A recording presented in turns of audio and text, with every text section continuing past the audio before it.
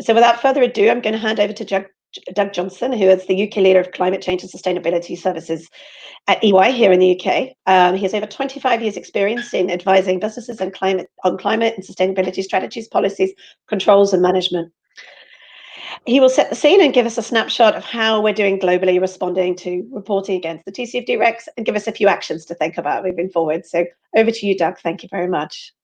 Amazing. Thank you very much. Can I get a thumbs up from Mike that I'm being heard okay? Right. Good morning, everybody. And Mardi, thank you so much for the introduction and for inviting me to be part of this event.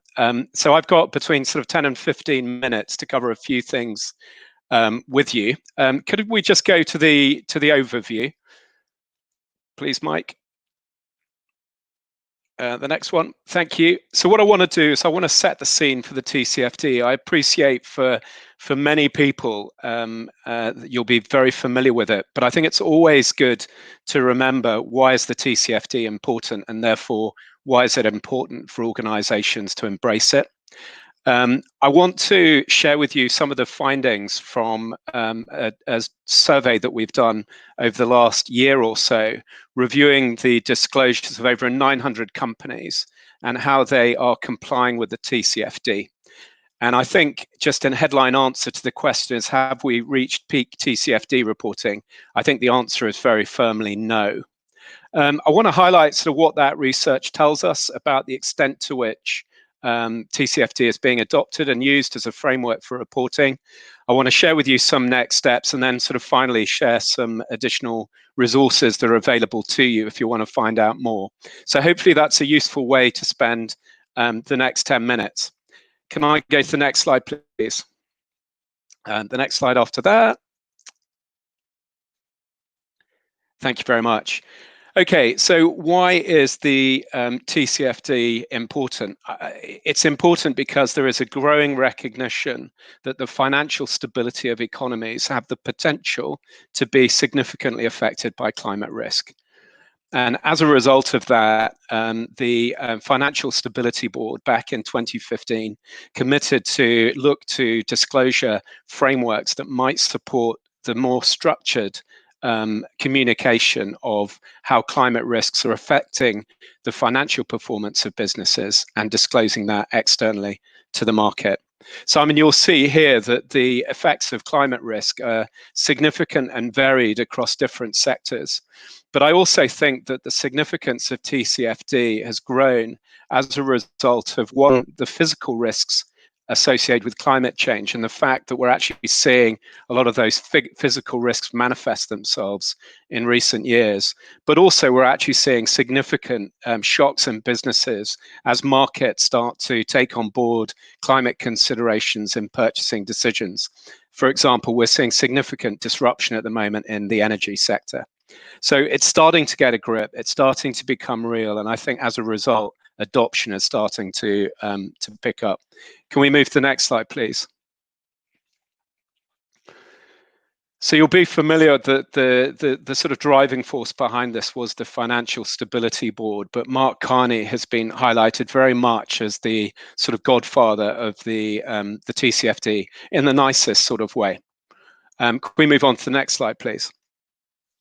So I'm going to move on to the climate risk work that we do, and in particular the survey that we do each year of the climate-related disclosures of the world's largest companies. Can we move to the next slide, please? Okay, so just a little bit of background to the research in terms of the coverage. So we looked at in detail the disclosures of 950 plus companies. Now that didn't just include the annual reports, we also covered sustainability reports, disclosures to CDP, and other publicly available information on the climate plans and strategies and risk exposure of different companies. We looked at 11 exposed sectors. So we looked at the 11 most exposed sectors, and we looked at 30 markets. So you can see the sort of breakdown here. So 970 companies in total. And what we've done is we've sort of split at a very high level those between sort of financial services organizations and non-financial, which includes sort of large corporates in a variety of sectors. So you can see that we've looked at the reports of a significant number of both of those key buckets. If we can move to the next slide, please. Now, our findings are split into two categories. So we have quality and coverage categories. So in terms of coverage, what do I mean by that? This is coverage of the recommendations made within the TCFD. And the quality score covers the extent to which they have met the full intent of those recommendations. And I think high level, it's worthwhile noting that that actually coverage is on the increase, but coverage is still poor. So there are significant areas of the recommendations that are still inadequately covered by most major reporting companies across the world. And even though they may be touching on some of those recommendations, the quality of the response to those is still nowhere near where it needs to be to fully meet the intention of those recommendations. Now, there's clearly variability across the different areas of the TCFD. So, for example, the scores in relation to targets and metrics and the scores in relation to governance are definitely a lot stronger than those relating to strategy and risk management. So the key reasons why these two areas are probably most weak, if I take sort of strategy, there are very few organizations that are explaining really well how climate under different scenarios might affect the ability of an organization to deliver its core business strategy. So right at the heart of this is the inadequate use of scenarios and also the base on which those scenarios are used to assess strategy. So, you know, for example, most organizations will have a key component of the strategy, which might be expansion into new markets. So there are very few organizations that are highlighting the extent to which, for example, climate risk considerations based on different scenarios might limit or otherwise that strategic ambition. So there's that really important link between how does climate risk affect the strategy of the organization that is missing from most reports. And then on the risk management side, clearly there's the link to scenario analysis. But the main reason here is that actually you pick up a TCFD disclosure and it is virtually impossible to determine the financial risk exposure as a result of that. So a lot of organizations, for example, on a qualitative perspective, will talk about potential disruption to supply chain from different climate-related scenarios. But what does that mean financially? What does that mean for the redesign of that supply chain? What does that mean in terms of the inability to potentially meet customer requirements? So it's that financial risk that just isn't coming through enough in these disclosures. Can we move on to the next slide, please?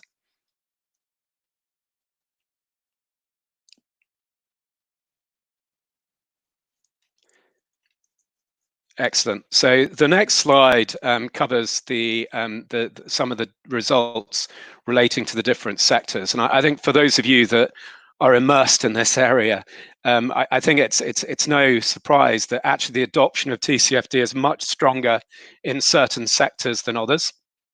So, you know, a key example here is that you know, the energy sector. As you can see here, is probably one of the strongest in terms of the adoption of the TCFD, as is the transport sector. So these tend to be sectors that are most exposed to transition risk using the TCFD nomenclature. So these are the sectors that, one, have significant emissions and therefore will be heavily affected by the pricing of carbon or future climate-related regulation, but also they're heavily exposed to market risk. So their product and the way in which they engage with their customers is significantly going to be affected by attitudes towards climate change and future regulation. And then on the other side of it, you know, there are some sectors that you would expect probably to be stronger in this, but haven't quite embraced it yet. So if you look down the bottom at agriculture, food, forest products. So these are sectors that are heavily affected by the physical risks associated with climate change. But to date, there's very limited adoption of TCFD in any meaningful way. So let's move on to the next slide, please. Very good. So overall results by country. So we slice and dice these results in many different ways. Just a few key themes. Sort of European countries, adoption is much stronger.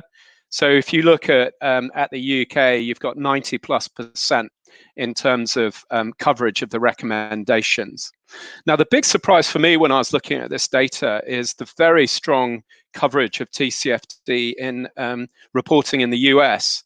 And part of this, I think, is as a result of the very significant engagement by major US investors such as BlackRock on the climate agenda, who've been really pushing this with the organizations over which they have influence, but also the position that the SEC has been taking in relation to climate risk, being recognized as a material risk for many companies in many sectors.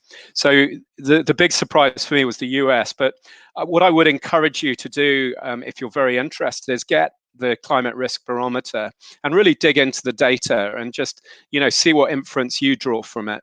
But definitely geographically, the coverage of TCFD is patchy. So again, on a geographical scale, on a sector scale, we have not seen peak TCFD yet. So let's move on, and we're coming into land now. I'm conscious that my time is starting to run short. So let's just talk about some of the key trends. Now, I've touched on many of these as I've been going through, and I'm only going to pick up on a few of these. So I think the important bit here is that investors, I think what we're seeing through our research is investors are engaging significantly on this topic. And a really important part of that engagement has been around TCFD and the topics covered in TCFD. So, I mean, that's been a major driving force behind it. CA100 is a notable investor initiative, which is starting to get significant traction in driving both better disclosure, but also in terms of driving better performance around climate change. And then I think another key point that I probably haven't highlighted here is the piece around the financial impact of climate risks. Now, this is probably the area that is missing most from disclosure.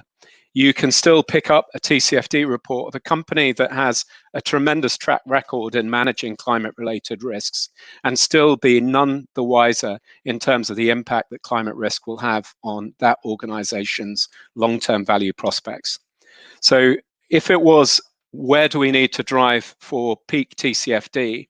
My encouragement would be to develop that really deep understanding as to how climate risk will impact your ability to deliver your strategy and how climate risk will affect your ability to meet the needs of your stakeholders, whether that's customers, whether that's investors, whether that's regulators.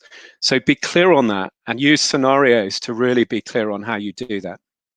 So let's just move on to the last slide with the resources that are available. I'd just like to highlight that to the audience today.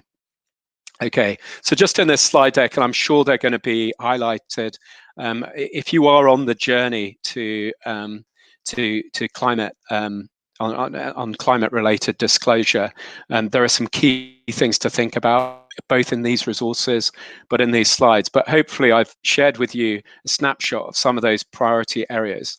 So if you want to learn more, please go to ey.com. Put in climate risk barometer and have a look at the results. And it's presented in quite a user-friendly way that you can dig into what you want to dig in. And also on the website, there's some sort of really interesting publications, particularly we do an annual investor survey of about 300 investors, just understanding how they're using non-financial disclosure. And there's a big piece about how they're using the TCFD as a framework for looking at the performance companies. And we've also got the contact details, both for me, so I'll be happy to receive a call if you'd like to discuss any of these things through. Also my email address on here. And then two of my colleagues, Yuri Lee, who's leads a lot of our work in the climate area, and Amy, who you'll be hearing from later. Anyway, thank you so much, Mardi, for inviting me, but I'm going to hand back to you.